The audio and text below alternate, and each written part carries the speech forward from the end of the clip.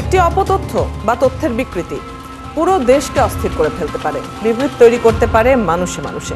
তাই প্রতিটি অপতথ্যের বিপরীতে প্রয়োজন সঠিক তথ্য তুলে ধরা। আর সেই কাজটি করতে এসেছি, আপনাদের সাথে আছি আমি রুবাইয়াত অদিতি। আমন্ত্রণ জানাচ্ছি রেওমা চেক নিয়ে ৭১-এর নিয়মিত আয়োজন ফেক নিউজ স্ক্যানারে। আজ আমাদের সাথে যুক্ত হবেন চট্টগ্রাম বিশ্ববিদ্যালয়ের রাজনীতি বিজ্ঞান বিভাগের অধ্যাপক এজিএম নিয়াজউদ্দিন এবং প্রযুক্তিবিদ রাফেল কবির। তাদের সাথে আলোচনায় যাব, তবে তার আগে দেখে নেব একটি প্রতিবেদন। আমার ছেলে গুলি খেয়ে মরেনি, স্ট্রোক করে মরেছে, এমন বক্তব্য সহ একটি ভিডিও ছড়িয়ে দাবি করা হচ্ছে এটি গণ অভ্যুত্থানের শহীদ আবু সাঈদের মায়ের বক্তব্য। মুহূর্তেই তা ভাইরাল। ফ্যাক্ট চেক করে দেখা গেল পুরোটাই ছিল গুজব। অপরদিকে জাতীয় নাগরিক পার্টি এনসিপির আহ্বায়ক নাহিদ ইসলামের ওপর ছাত্রলীগের হামলার দাবিতে একটি ভিডিও সামাজিক যোগাযোগ মাধ্যমে প্রচার করা হয়েছে। পরে জানা গেল এটাও ছিল গুজব। দর্শক, চলুন কয়েকটি ফ্যাক্ট চেক দেখে নিই। আমার ছেলে গুলি খেয়ে মরেনি, স্ট্রোক করে মরেছে, এমন বক্তব্য সহ একটি ভিডিও ছড়িয়ে দাবি করা হচ্ছে এটি গণ অভ্যুত্থানে শহীদ আবু সাঈদের মায়ের বক্তব্য। রিউমার স্ক্যানার টিমের অনুসন্ধানে জানা যায় আলোচিত বক্তব্যটি আবু সাঈদের মায়ের নয়। গত বছরের ১৯ জুলাই রাজধানীর মোহাম্মদপুরে মারা যাওয়া রিকশা চালক জামাল উদ্দিনের মা শাহিদা বেগমের বক্তব্যকে আবু সাঈদের মা মনোয়ারা বেগমের বলে প্রচার করা হচ্ছে।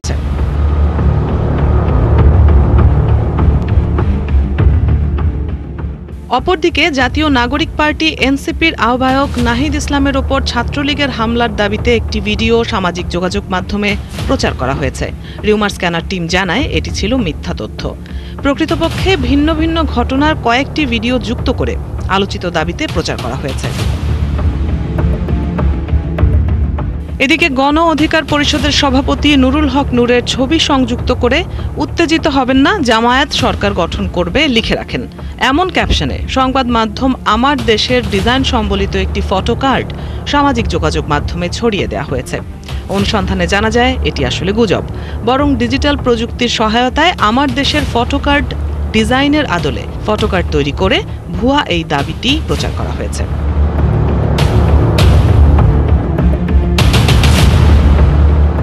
এখানেই শেষ নয়।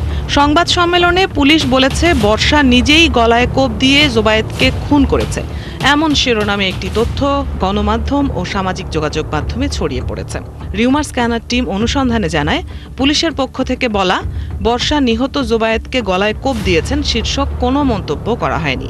প্রকৃতপক্ষে গতকাল ২১ অক্টোবর ঢাকা মহানগর পুলিশের মিডিয়া সেন্টারে আয়োজিত সংবাদ সম্মেলনে ডিএমপির অপরাধ ও অভিযান বিভাগের অতিরিক্ত police commissioner S N. Mohammad Nazrul Islam জানান পরিকল্পনায় বর্ষা ছিল এবং জোবায়েতকে একটা পোঁচই দেয়া হয়েছে গলায়, সেই পোঁচ দিয়েছে মাহির। দর্শক, আজকের অপতথ্যগুলোর ধরন বিশ্লেষণ করে দেখা গেল সর্বোচ্চ নিখুঁতভাবে ব্যবহার হচ্ছে কৃত্রিম বুদ্ধিমত্তা বা এআই প্রযুক্তি। পুরানো ভিডিওকে সাম্প্রতিক বলে প্রচার করা হচ্ছে, মিথ্যা তথ্যগুলো বুস্ট করা হচ্ছে এবং রিপোস্ট হচ্ছে। রুবাইয়াত অদিতি, ৭১। দর্শক, আগে জানিয়েছি আজ আমাদের সাথে আছেন চট্টগ্রাম বিশ্ববিদ্যালয়ের রাজনীতি বিজ্ঞান বিভাগের অধ্যাপক এজিএম নিয়াজউদ্দিন এবং প্রযুক্তিবিদ রাফেল কবির। তাদের সাথে আলোচনায় যাচ্ছি। এবারে আপনাদের দুজনকেই স্বাগত জানাচ্ছি ফেক নিউজ স্ক্যানারে। এজিএম নিয়াজউদ্দিন, আপনার সাথেই শুরু করতে চাই আলোচনাটি।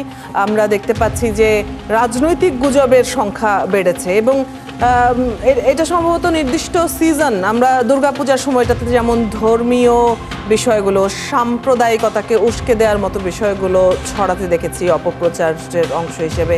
এখন যতই আমরা নির্বাচনের দিকে এগোচ্ছি ততই দেখা যাচ্ছে বিভিন্ন রাজনৈতিক দলের নেতাদেরকে টার্গেট করে কিংবা রাজনৈতিক বিভিন্ন খবরকে ইস্যু বানিয়ে গুজব ছড়ানো হচ্ছে। আপনার কি মনে হয় নির্বাচনে কিংবা ভোটারদের মানে বিভ্রান্ত হচ্ছেন যারা, সেই ভোটারদের মনে এতে করে কি ধরনের প্রভাব পড়বে? ধন্যবাদ।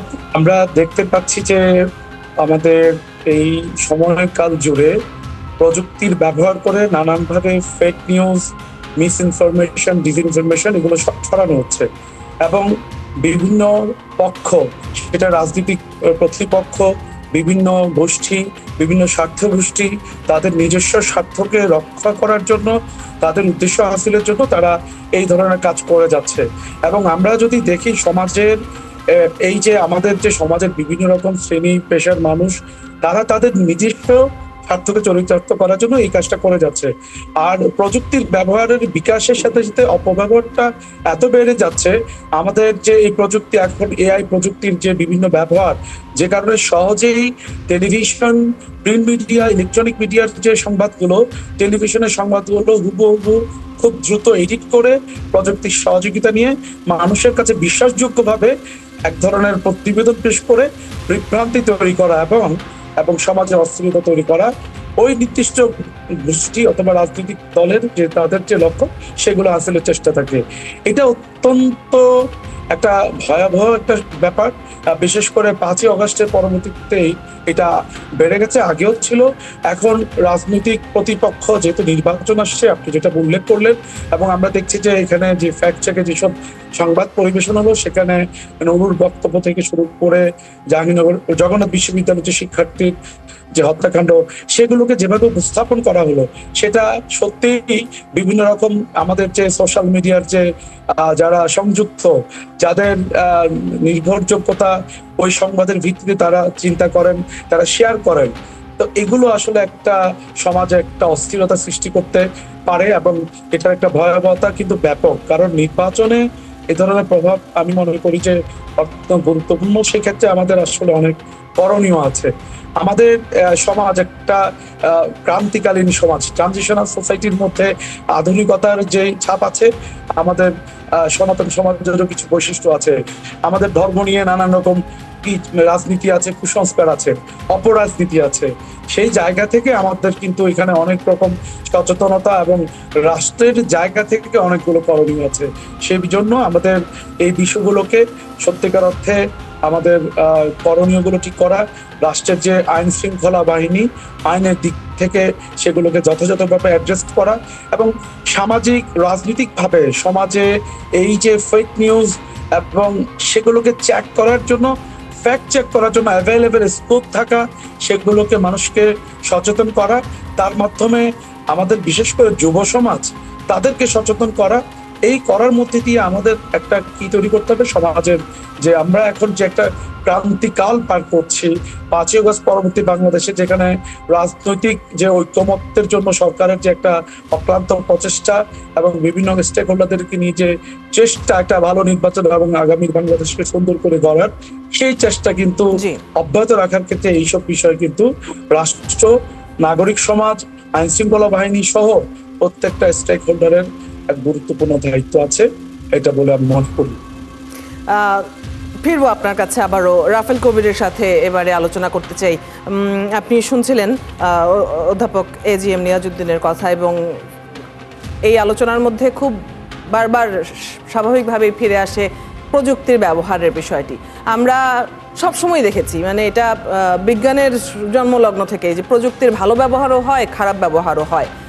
বর্তমানে এআই এর ব্যবহার নিয়ে যদি কথা ওঠে, বাংলাদেশেই কি এই ধরনের অপব্যবহার বেশি হয়, বা গুজব ছড়ানোর ক্ষেত্রে এআই যেভাবে ব্যবহৃত হচ্ছে সেখান থেকে বেরিয়ে আসার, সেটাকে আলাদা করতে পারা, চিহ্নিত করতে পারার উপায় কবে নাগাদ আসলে আমাদের হাতে আসবে? ধন্যবাদ আপনাকে।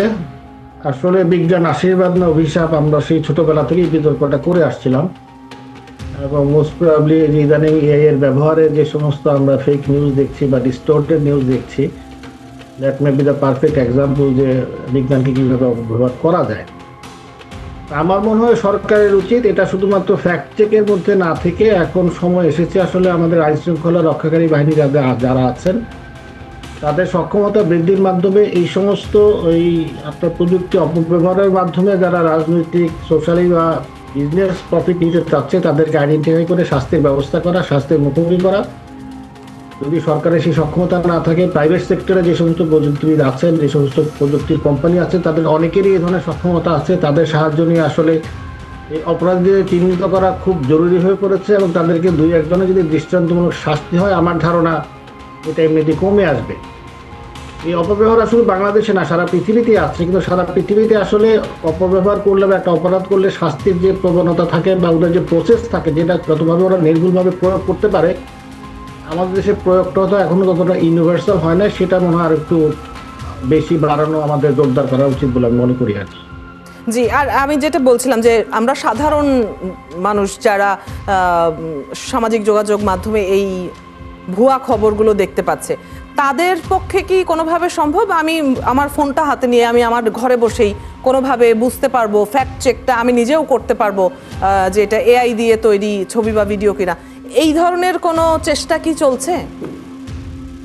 টেকনোলজি আসলে অতটা অ্যাভেলেবল হয় না যে ব্যক্তি পর্যায়ে আপনি আসলে ফ্যাক্ট চেক করতে পারবেন।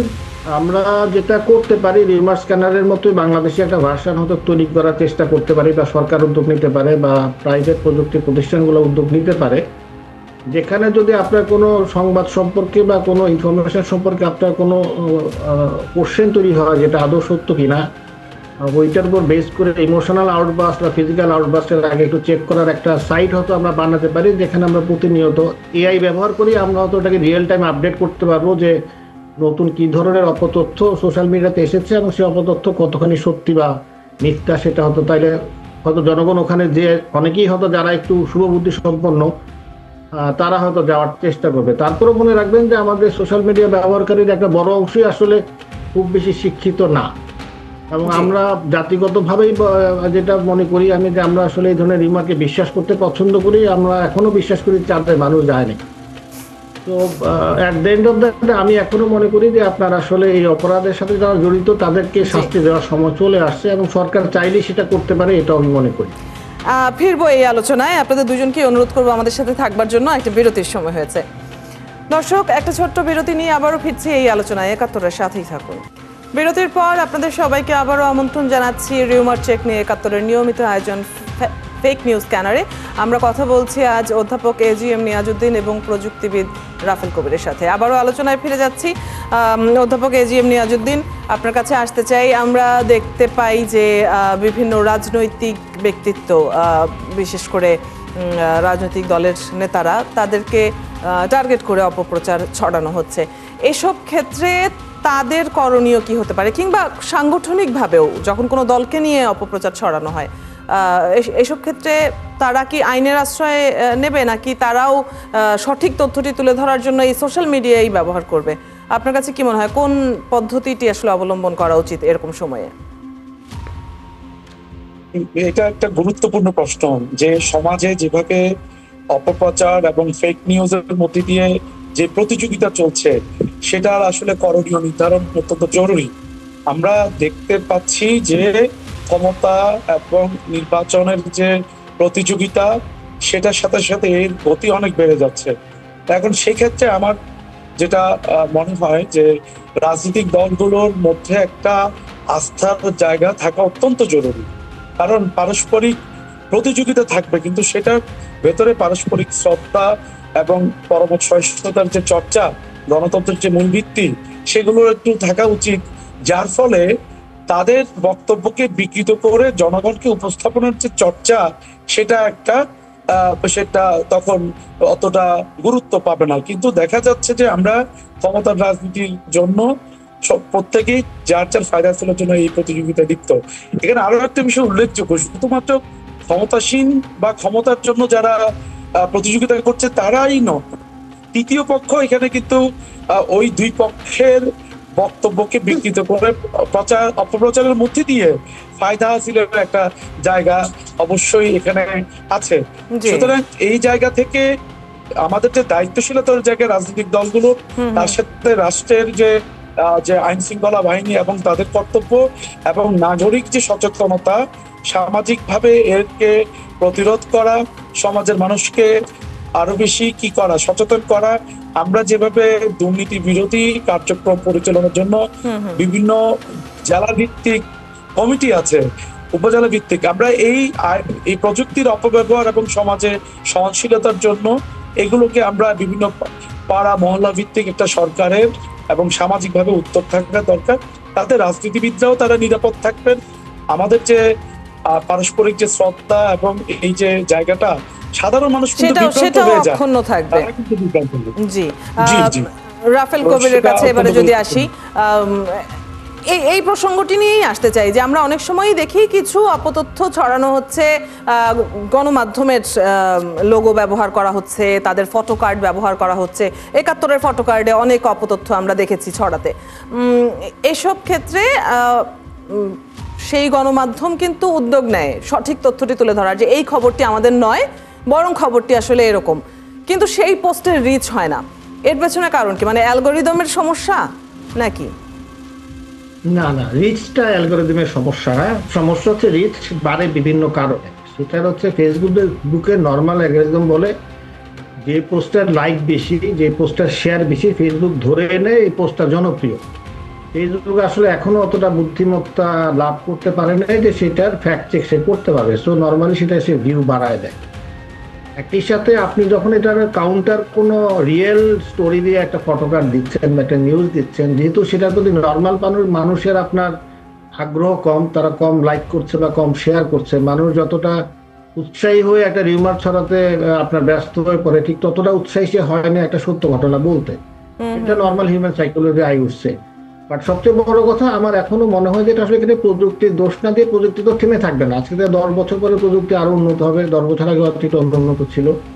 আমরা যদি নর্মালি চিন্তা করি, একটা পুলিশের হাতে যে পিস্তল থাকে, সেই পিস্তল যখন তার একটা লোকের জীবন রক্ষা করতে পারে, একটা অপরাধীর হাতে যখন পিস্তল থাকে সেটা আসলে জীবন হত্যায় ব্যবহৃত হয়। ওই যে আবারও সেই প্রথম কথাটাতে আমরা এলাম যে বিজ্ঞান আসলে আশীর্বাদ না অভিশাপ, সেটা আসলে ব্যবহারকারীর উপরেই নির্ভর করে।